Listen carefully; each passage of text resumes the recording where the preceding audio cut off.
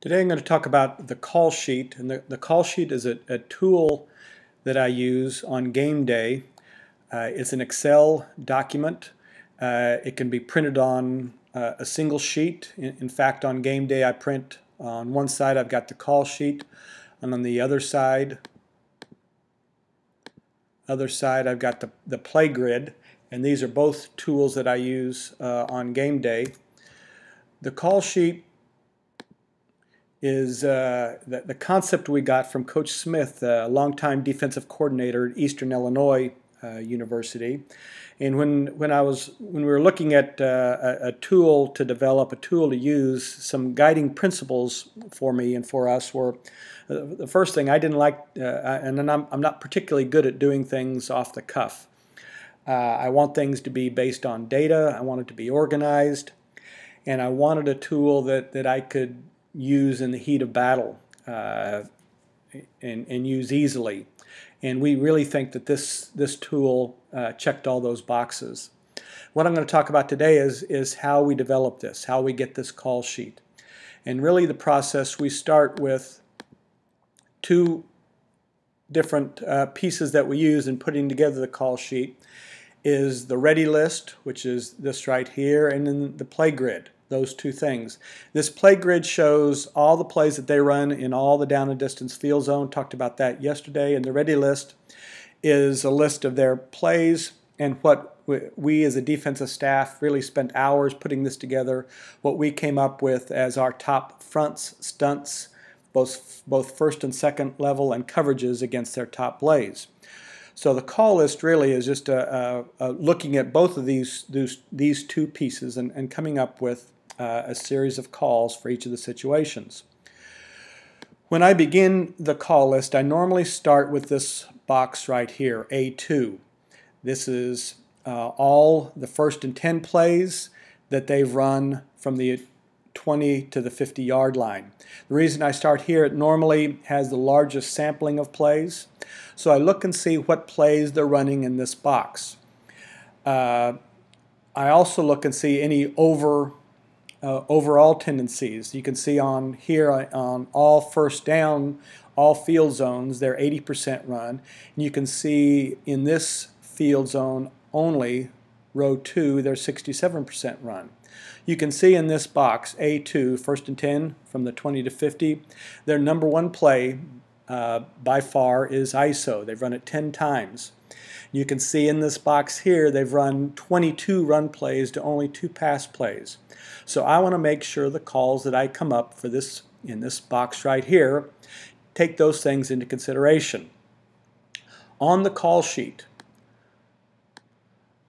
what this is, in each of these down and distance field zone situations, I want to come up with 3 calls. The first call in each of these boxes is a vanilla call, pretty basic, normally just a front and coverage. The second call in each of these is going to be a little bit more aggressive, probably involving a first level stunt and coverage. And then the third is going to be even more aggressive, involving a first level stunt, second level stunt, combination of both. It's going to be more of a sick'em. But I want to make sure all the calls in this box are going to be good against the plays they're running in this situation. So that's what I try to do. I try to look at the plays that they're running in this down and distance field zone situation, and then look at this ready list and come up with the 3 calls that I believe are going to be good against their top plays. In this case, ISO, toss, trap, and dive. So in looking at the ready list, I look at the plays that they're running, I look at the fronts that we already determined are going to be good, the first and second level stunts, and then the coverages. So in this situation here,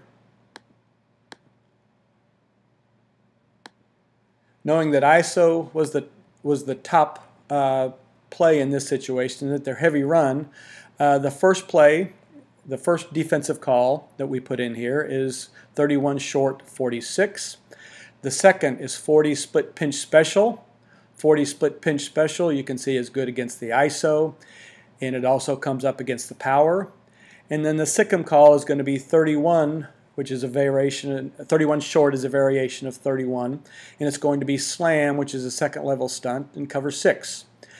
So I've got 3 calls in this box: a vanilla call, one that's a little bit more aggressive, and a third one that's a sick'em that I know are going to be good against the plays that they've shown they like to run in this down and distance and field zone area.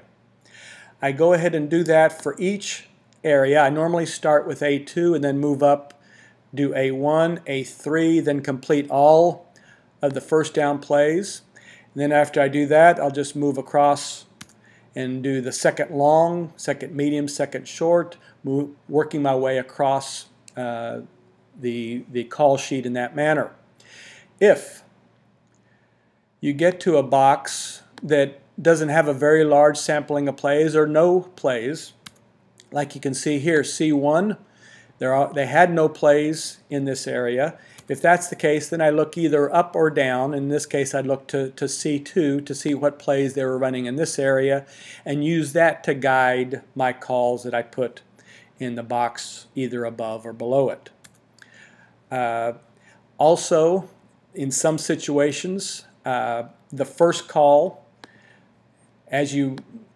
typically as you move closer to the goal line, the first call, even though it's the most vanilla call in the box because of the situation, because you're getting into a more critical situation as they move close to the goal line, even the first call is a little bit more aggressive. Like you can see here in A5, the first call does involve a first level stunt. It's 40 short, split pinch, cover 46. At the bottom of the call sheet, we've got adjustments that we've already talked about, adjustments that we're going to make if we see something in particular. Also talk about calls in special situations, zone blitz calls, attack calls, and our 2-minute calls. That gives me an idea when those situations come up where I can quickly find those calls.